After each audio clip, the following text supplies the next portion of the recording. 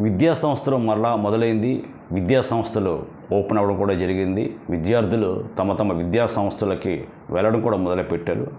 అయినప్పటికీ విద్యార్థుల కోసం ప్రభుత్వ యంత్రాంగం, ప్రభుత్వం ప్రత్యేక బస్సులు అనేది వేయడం జరగలేదు. అందువలన రాష్ట్ర ప్రభుత్వానికి, ముఖ్యమంత్రి చంద్రబాబు నాయుడు గారికి మరోసారి విజ్ఞప్తి చేస్తున్నాం.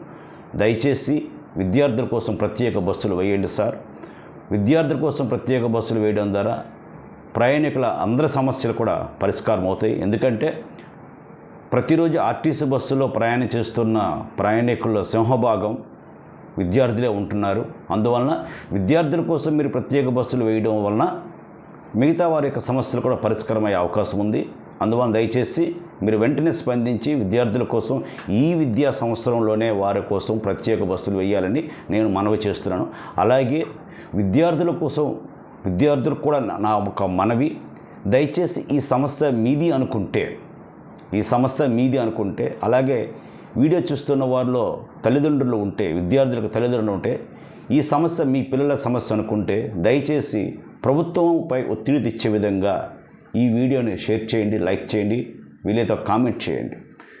మనం ప్రభుత్వంపై ఒత్తిడి తెస్తేనే ప్రభుత్వం తొలగుతుంది. లేకపోతే ప్రభుత్వానికి ఆ సమస్య అన్నది అర్థం కాదు, ఆ యొక్క తీవ్రత అనేది అర్థం కాదు.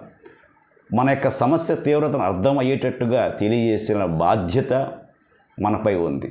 వీధుల్లోకి వచ్చి పోరాటం చేయాల్సిందల్లా సోషల్ మీడియాలో పోరాటం చేయగలం. సో సోషల్ మీడియాలో ఆల్రెడీ విద్యార్థులు మీరు ఇన్స్టాగ్రామ్లో చాలా యాక్టివ్గా ఉంటుంటారు. మీ యొక్క ఎంటర్టైన్మెంట్ అంశాలు ఏమైనా మీకు కనిపిస్తే వెంటనే వాటిని లైక్ చేస్తారు, షేర్ చేస్తారు, కామెంట్ చేస్తారు. మరి ఇది మీ సమస్య కోసం మీరు పోరాటం చేయరా? మీ సమస్య కోసం పోరాటం చేయాలంటే just like it, comment and share.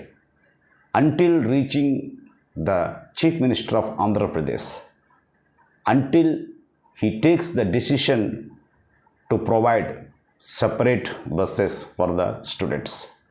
Thank you.